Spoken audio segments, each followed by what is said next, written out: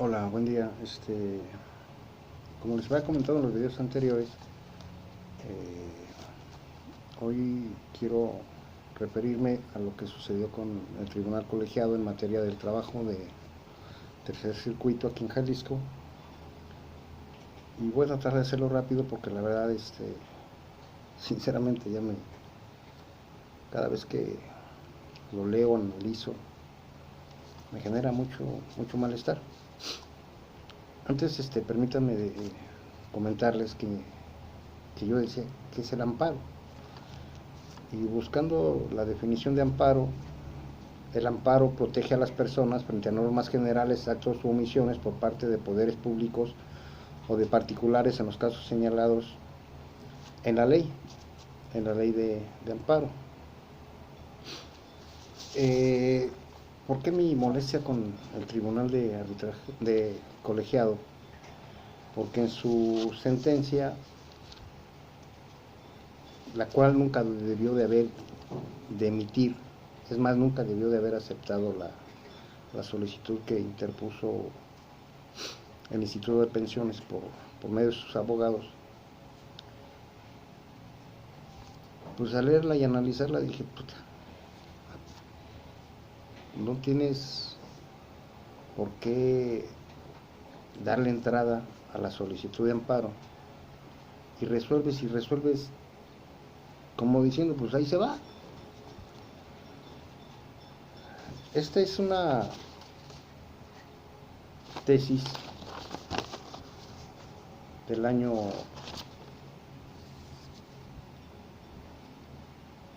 2017, instancia Tribunales Colegiados, fuente Gaceta del Semanario Judicial de la Federación, libro 45, agosto de 2017, tomo 4, materia común, número de registro 2.201.4832. ¿Qué señala esta jurisprudencia? Esta tesis señala: Instituto de Pensiones del Estado de Jalisco carece de legitimación para promover el juicio de amparo directo en su carácter de autoridad demandada contra el fallo que dictó el Tribunal de Arbitraje Escalafón de la entidad en el que se contravirtieron temas vinculados con la relación que guarda con los pensionados afiliados a él. Y señalan: conforme al artículo 123, apartado B, fracción 2, en relación con el diverso 116, fracción 6, ambos de la Constitución Política de los Estados Unidos Mexicanos, el Tribunal de Arbitraje Escalafón del Estado de Jalisco en principio es un órgano de índole laboral, entre paréntesis burocrático, lo que permite que en ocasiones, siendo formalmente un tribunal de trabajo, también pueda desplegar una competencia dual o híbrida, como en los casos en que determinadas leyes le confieren la potestad de juzgar sobre acciones, situaciones o relaciones en que subyace una potestad pública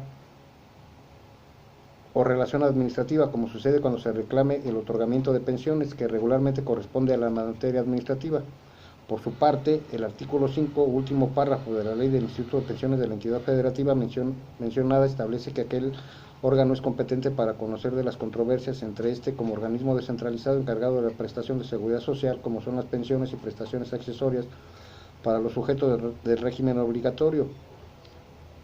Abren paréntesis, todos los servidores públicos de los poderes legislativo, ejecutivo y judicial del Estado y sus dependencias centralizadas, cierran el paréntesis, y sus afiliados o pensionados. Por tanto, el Instituto de Pensiones del Estado de Jalisco carece de legitimación para promover un juicio de amparo directo en su carácter de autoridad demandada contra el fallo que dictó el Tribunal de Arbitraje Escalafón en un juicio donde se controvirtieron cuestiones derivadas de la relación que guarda con los pensionados afiliados a él, porque no lo hace con el carácter asimilado a particular. Esto es en un plano similar al del gobernado afectado, cuya hipótesis es la única en la que puede acudir en defensa de sus intereses patrimoniales.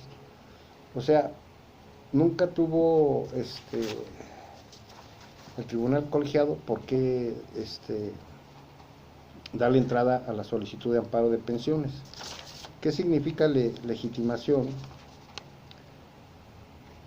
Capacidad procesal para poder actuar como parte activa o pasiva en un proceso determinado por la relación en que se encuentre la persona con el objeto. Entonces, pensiones no está legitimado para solicitar el amparo. Entonces, en otras jurisprudencias, estas jurisprudencias que encontré también, de la segunda sala, Semanario Judicial de la Federación, en su Gaceta, tomo 28, julio de 2008, señala: Dirección de Pensiones del Estado de Jalisco carece de legitimación para promover amparo en su carácter de parte demandada en un juicio seguido ante el Tribunal de lo Administrativo de la entidad en el que se reclama la negativa de aquella a otorgar una pensión jubilatoria. Conforme a los artículos 2, 3, 6, 25, 26, 77, fracción 1, 78 y 81 de la Ley de Pensiones del Estado de Jalisco, la Dirección de Pensiones se encarga de los servicios de seguridad social para los servidores públicos de la propia entidad federativa, teniendo como funciones administrar, reglamentar y otorgar prestaciones y servicios, entre otros, las pensiones por jubilación y, en su caso, resolver sobre las solicitudes para el otorgamiento de estas, contando con un consejo directivo facultado para cumplir y hacer cumplir las disposiciones contenidas en la propia ley. De ahí que la resolución dictada por la indicada dirección en el sentido de negar la solicitud de pensión jubilatoria es emitida en el ámbito de sus atribuciones de forma unilateral, en ejercicio de su potestad administrativa, modificando una situación jurídica ajena a la relación laboral entre el servidor público y la dependencia relativa, y que dada la resolución de negarla, afectando la esfera jurídica del trabajador afiliado a la misma. Por tanto, la citada dirección carece de legitimación para promover juicio de amparo por haber actuado en los términos en que precisa la Ley de Pensiones, esto es, como ente de derecho público, y por ende no se actualiza el supuesto previsto en el artículo 9 de la Ley de Amparo, en cuanto a que las personas morales oficiales podrán ocurrir en demanda de amparo cuando la ley o el acto que se reclame afecte sus intereses patrimoniales, es decir, cuando actúen como personas morales de derecho privado. O sea, desde ahí ya el tribunal colegiado violó la ley. Yo investigando que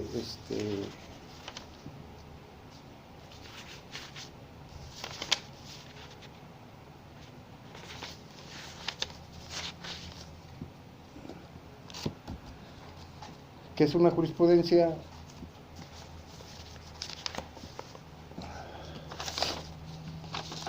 o para qué sirve una jurisprudencia, señala: la jurisprudencia que establezca la Suprema Corte de Justicia funcionando en pleno o en salas es obligatoria para estas, encontrándose de la que decrete en pleno, y además para los tribunales unitarios y colegiados de circuito, los juzgados de distrito, los tribunales militares y judiciales de orden común de los estados y del DF y tribunales administrativos, y también constituyen jurisprudencia las resoluciones que diluciden las contradicciones de tesis de salas y tribunales colegiados. Entonces, esta es el artículo 192 de la Ley de Amparo. Entonces, esto es obligatorio para los tribunales colegiados, porque viene esta jurisprudencia fue aprobada por la segunda sala de este alto tribunal en sesión privada del 2 de julio del 2008. Hay otra que también es jurisprudencia, pero esta es del 2011. Entonces, al tribunal esta jurisprudencia lo obligaba a acatarla y aplicarla y decirle a Pensiones: no, tú no tienes derecho a interponer la solicitud de amparo, el juicio de amparo. ¿Por qué? Porque tu misma ley te lo prohíbe, y porque eres un ente de seguridad social y no estás actuando en plano igualitario con el afiliado. Pero lo que no entiendo, la verdad, es que en su resolución, en el amparo 235, quejoso Instituto de Pensiones del Estado de Jalisco,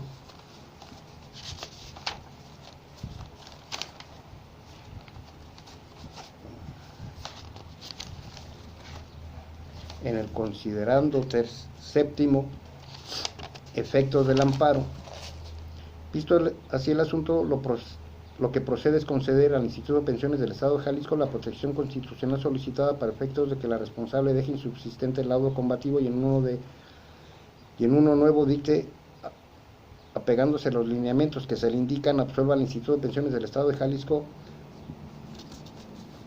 reconocer a su contraparte el estado de invalidez total y permanente y definitivo que alegó padecer, así como del otorgamiento y pago de la pensión de invalidez pretendida, y reitere el resto de lo decidido que está vinculado de la protección constitucional otorgada sin perjuicio de acatar lo resuelto en los juicios de amparo 144 y 236 con lo que se encuentra relacionado este asunto.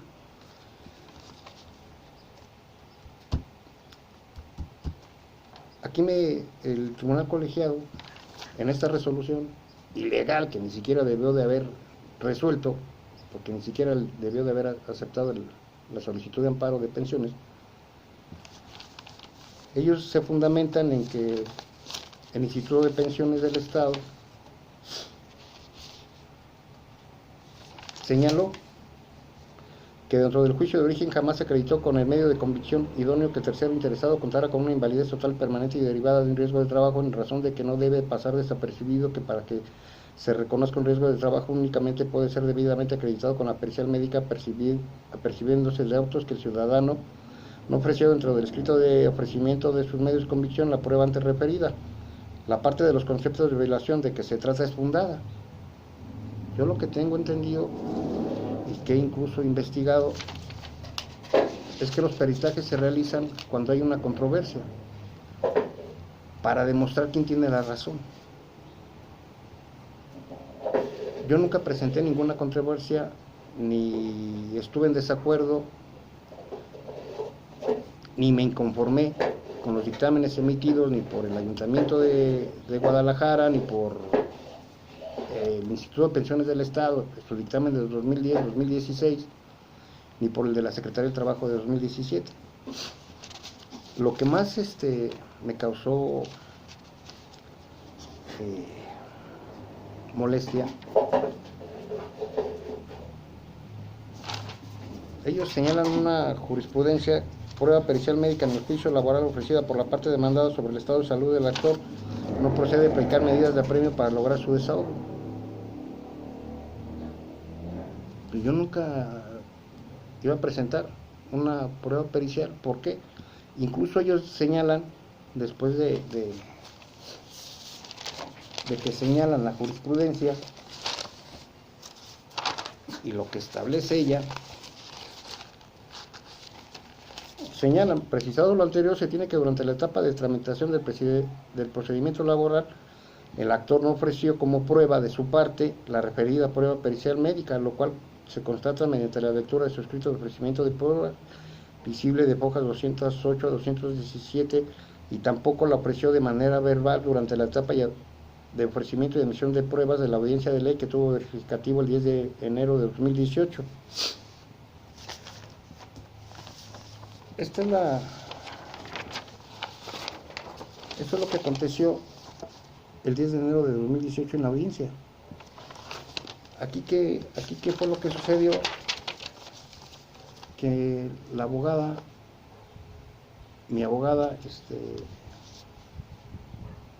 señaló, asimismo se objetan las pruebas ofertadas por el IPEJAL en cuanto a su admisión, valor y alcance probatorio que esa autoridad le puede otorgar, y de manera particular la prueba marcada con el número 5 respecto de la pericial médica del trabajo, toda vez que esta prueba no tiene sentido alguno, ya que el propio IPEJAL en la documental marcada con el número 4 exhibe un dictamen original de fecha 5 de septiembre de 2016 en donde se reconoce que el trabajador actor del presente juicio se encuentra inhabilitado en forma total y permanente. La probanza en comento la hago mía para todos sus efectos legales, y cabe hacer mención que solicito a esta autoridad sea desechada de plano la prueba marcada con el número 5 y que ha quedado descrita entre líneas anteriores, toda vez que, como ya se mencionó, el trabajador actor ya se encuentra dictaminado por el IPEJAL con inhabilitación total, permanente y definitiva.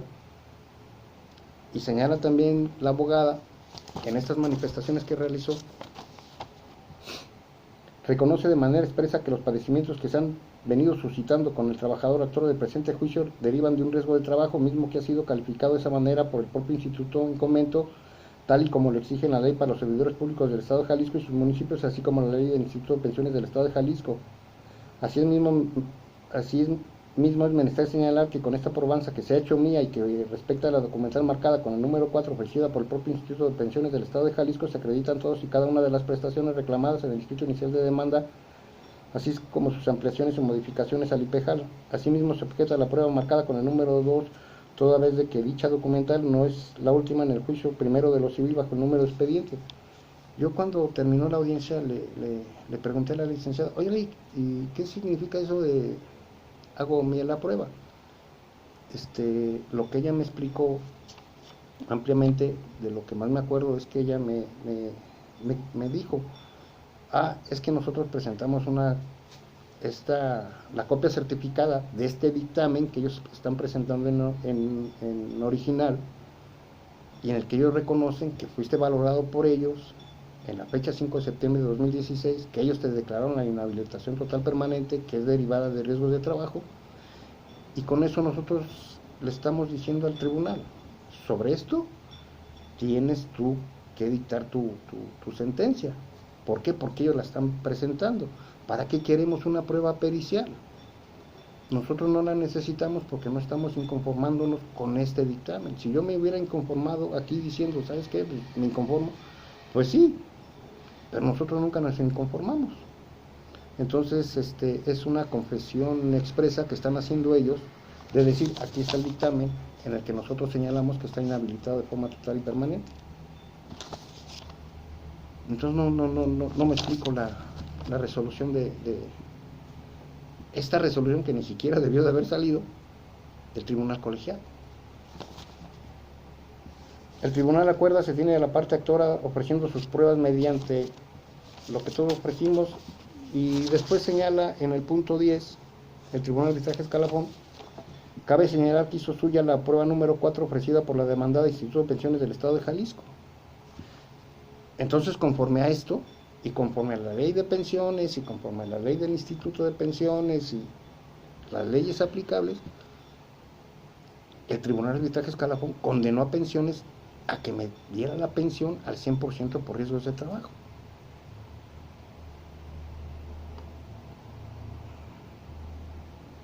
Entonces, no entiendo por qué los absolvieron. Entonces aquí, esta resolución me dejaba sin pensión. Y nosotros en el amparo que interpusimos le dijimos al tribunal colegiado, oye, ¿sabes qué? A ver, no es cosa juzgada lo de la casa. Pero en fin, eso ahorita se los comentaré. Entonces, ellos señalan, el tribunal colegiado manifiesta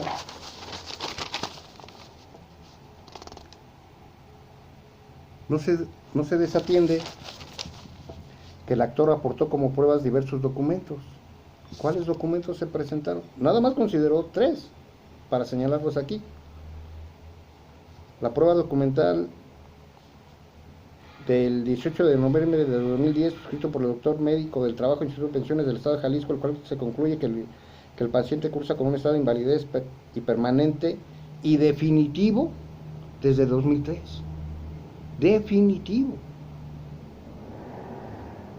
La prueba documental número 6, que identificó como copia certificada del dictamen número de folio de fecha 5 de septiembre de 2016, signado por la doctora, médico dictaminador y autorizado por la doctora responsable del área de medicina del IPEJAL, en el que dictamina la incapacidad total permanente.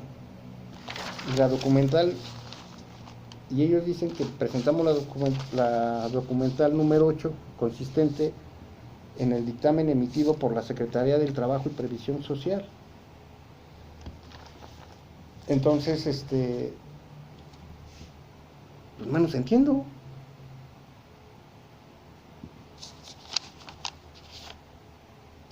Y señalan los elementos de convicción anteriormente referidos visibles en el sobre de pruebas anexo al expediente del juicio laboral no producen beneficio al accionante para demostrar la procedencia de la acción que se trata, y al no haberse obtenido dichas opiniones dentro del procedimiento laboral, es obvio que no puede válidamente ser aceptada o valorada como prueba pericial. Nosotros interpusimos la demanda y el dictamen del 5 de septiembre a mí me lo entregaron vía transparencia porque no me lo querían dar, y lo presentamos en el juicio. Las otras pruebas son documentales de que, mira, este ha sido el proceso, y varias veces se le ha solicitado pensiones, la pensión, y se ha negado. Señalan en el artículo 89 que conforme al artículo 899 de la Ley Federal del Trabajo, que regula la forma que debe de recibirse la prueba pericial en los conflictos individuales de seguridad social, pues yo la verdad como no sabía ni a qué se refiere el artículo 899, tratándose de prestaciones derivadas de riesgo de trabajo, enfermedades generales, el procedimiento se sujetará a las siguientes reglas. Las partes designarán a sus peritos médicos en la demanda y en la contestación de la misma, los cuales deberán contar con el registro que se refiere al artículo 899. Yo lo que tengo entendido es que si yo interpongo la demanda, oye, ¿sabes qué? Mira, esto. A lo mejor aquí dicen, no, pues es que tenías que señalar a tu médico perito. Y si no me aceptaban la demanda, tenía yo que pagar al médico. Eso es lo que yo entiendo. En caso de que al actor omita la designación del perito médico o no solicite a la Junta se le designe uno en términos de lo dispuesto por el artículo 824 de esta ley, esta lo prevendrá para que subsane la omisión en un término de 3 días, apercibiéndolo que en caso de no hacerlo se desechará de plano el escrito de demanda. La prueba pericial se integrará en los peritajes que rindan los peritos de las partes y con el que rinda el perito que designe la Junta Especial del Conocimiento. Cuando leí Junta Especial dije, a ver, espérame. Entonces dije, a ver, vamos a buscar de qué se trata todo esto, ¿no? Y encontré que en el título 14, Derecho Procesal del Trabajo, capítulo 1, Principios Procesales, y siguen varios capítulos, y en el 18 encontré que de los procedimientos especiales, sección primera, conflictos individuales de seguridad social, señalan del artículo 899A al 899G. Entonces, yo dije, pues a ver qué relación tienen estos artículos. Pero al leer el 899A, pues dije, no tiene ninguna relación conmigo. ¿Por qué? Porque el 899A señala, los conflictos individuales de seguridad social son los que tienen por objeto reclamar el otorgamiento de prestaciones en dinero o en especie derivados de diversos seguros que componen el régimen obligatorio del Seguro Social, organizado y administrado por el Instituto Mexicano del Seguro Social, y aquellos que conforme a la Ley del Seguro Social y la Ley del Fondo Nacional de la Vivienda para los trabajadores y las administradoras de fondos para el retiro, así como las que resulten aplicables en virtud de contratos colectivos de trabajo, contratos ley que contengan beneficios en materia de seguridad social. La competencia para conocer de esos conflictos por razón de territorios corresponde a la Junta Especial de la Federal de Conciliación y Arbitraje del lugar en donde se encuentre la clínica del Instituto Mexicano de Seguro Social, a la cual se encuentren adscritos los asegurados o sus beneficiarios. En caso de que se demanden únicamente prestaciones relacionadas con la devolución de fondos para el retiro y vivienda, corresponde la competencia al Tribunal Federal de la entidad federativa donde se encuentra el último centro de trabajo del derecho habiente. Al analizar y razonar todo esto, dije, a ver, aquí están hablando de prestaciones de seguridad social para los que están en el régimen obligatorio del Seguro Social, que por lo regular son todos los de las empresas privadas. Aquí están hablando de el Infonavit, de la Afore, pero esto es para los que están recibiendo por medio del régimen obligatorio la atención médica, los medicamentos, la hospitalización, las cirugías, todo lo que se refiere a hospitales, la calificación de los riesgos de trabajo. Eso no tiene nada que ver conmigo. ¿De dónde lo sacó? No sé. Entonces, pues la verdad, ya leyendo lo demás dije, ¿qué tiene que ver todo esto conmigo? En primera, no tenías ni por qué haber aceptado el amparo. Y en segunda, dictas tu resolución en artículos o jurisprudencias que ni siquiera tienen relación conmigo. Entonces, si no mal recuerdo, la licenciada en su contestación de demanda señaló esta jurisprudencia, la insertó en lo que fue la contestación de demanda. Novena época, tribunales colegiados, jurisprudencia, semanario judicial de la Federación, marzo del 95, materia laboral, pensión por incapacidad derivada de un riesgo de trabajo, fecha a partir de la cual debe cubrirse.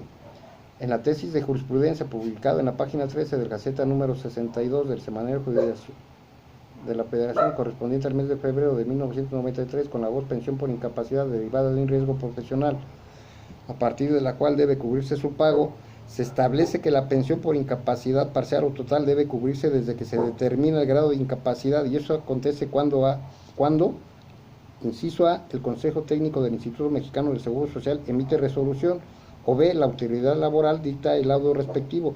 Acorde con este criterio se corrige que cuando el riesgo lo determina el instituto, no hay discrepancia para establecer la fecha relativa, puesto que únicamente se emite un fallo de carácter administrativo.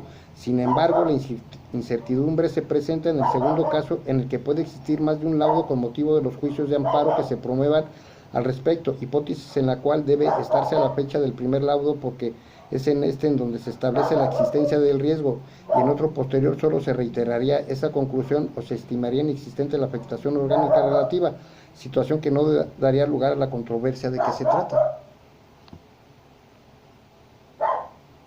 Entonces, incluso en la solicitud de amparo, este es el escrito de solicitud de amparo que se presentó ante el Tribunal de Arbitraje Escalafón, y ellos lo derivaron a los tribunales federales. También insertó otra jurisprudencia la licenciada.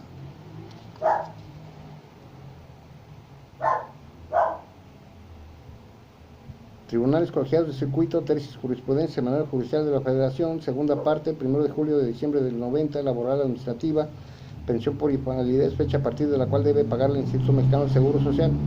Aun cuando la pericial médica determina el grado de la incapacidad de una persona, esto no quiere decir que solo hasta ese momento deberá pagarse la pensión correspondiente, porque la invalidez no se decreta por un dictamen, sino a través de este se determina el grado que alcanza, padeciéndose desde el momento en que tiene lugar el accidente de trabajo que la propició, interpretación que se deriva del artículo 65, fracción 1, en relación con el 51 y el 134 de la Ley de Seguro Social, los cuales establecen que el asegurado que sufre un riesgo de trabajo que lo incapacite para laborar tendrá derecho a que se le otorgue un subsidio mientras sufre la inhabilitación, y que cuando el operario no está conforme con la calificación del accidente podrá impugnarlo, debiéndole el instituto cubrir las prestaciones respectivas por el ramo, entre otros, de invalidez mientras dure el trámite del recurso o juicio, por lo que es evidente que la pensión se deberá entregar desde el momento en que ocurre la contingencia, pues admitir que la pensión se pagará hasta que hubiere dictamen pericial o laudo, a más de contravenir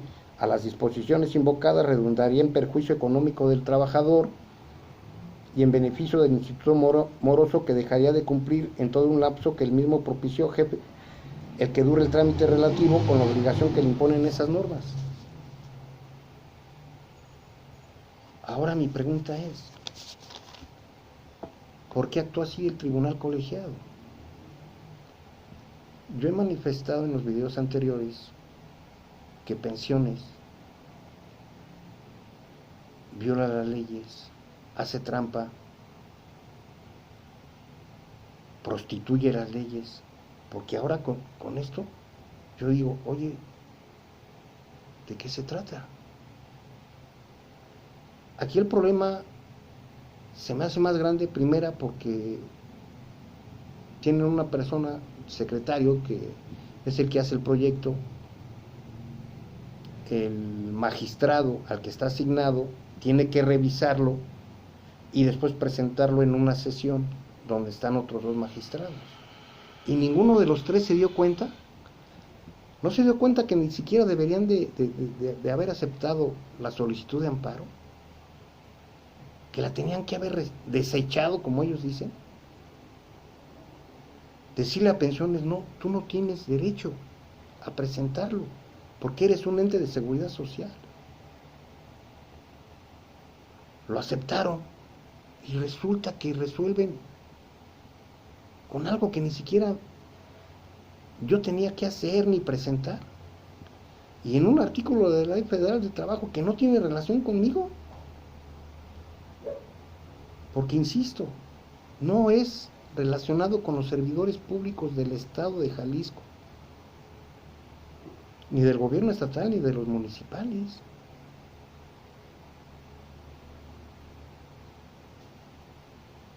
Se me vino mucho a la mente lo que me sucedió en el juzgado civil, cuando pasé por todas las etapas, la apelación y luego los amparos ante los tribunales federales, que casi casi sucedió igual.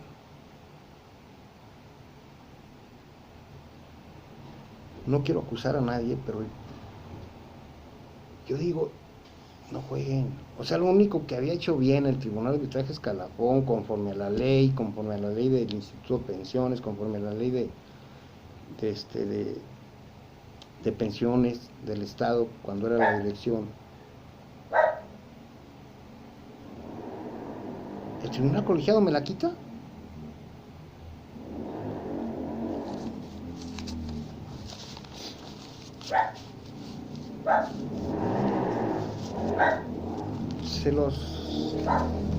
Discúlpenme por insistirlo, pero nosotros tenemos que estar al tanto de lo que sucede, tengamos o no tengamos demandas, saber, tenemos un trabajo, a ver la Ley Federal del Trabajo, ¿qué me da como derecho? ¿Qué tengo como obligación? Me acuerdo que un licenciado me dijo una vez, derechos y obligaciones y derechos. Entonces nosotros tenemos que defender nuestros derechos contra ese tipo de injusticias que nos perjudican. Espero que lo que les narré, manifesté, comenté de esto, les ayude a los que tienen problemas, y sobre todo, que si le ganan en un juicio al Tribunal de Arbitraje Escalafón, a ver,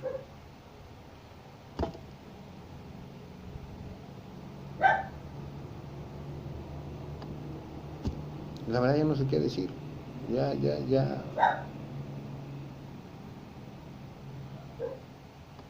no sé.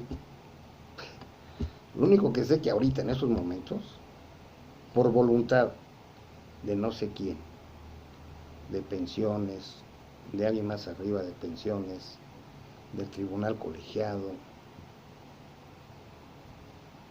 del tribunal federal, hasta ahorita,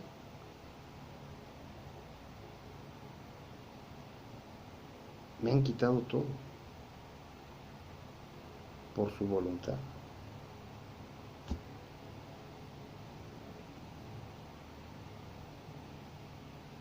Falta la voluntad de Dios. Y yo sé que esto, no sé, es la licenciada, que estoy súper agradecido con ella, sigue trabajando conforme a la ley para tratar de solucionar todo esto. Entonces, yo espero en Dios que todo va a salir bien, que todo esto va a salir a la luz. ¿Saldrá quién está provocando todo esto? No lo sé. Lo que sí sé es que la falta de profesionalismo de los magistrados del Tribunal de Arbitraje Escalafón, de los del Tribunal Colegiado, es completamente notoria. Pero, ¿qué podemos hacer? Investigar, preguntar, analizar, razonar, comentarle a los abogados, buscar la manera legalmente de demostrar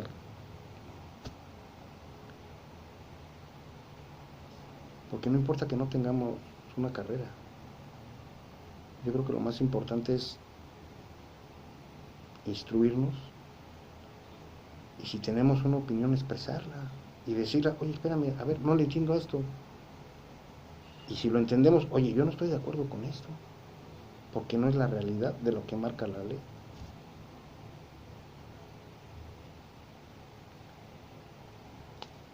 Eso es en relación al amparo que solicitó pensiones, que nunca debieron de haberlo aceptado.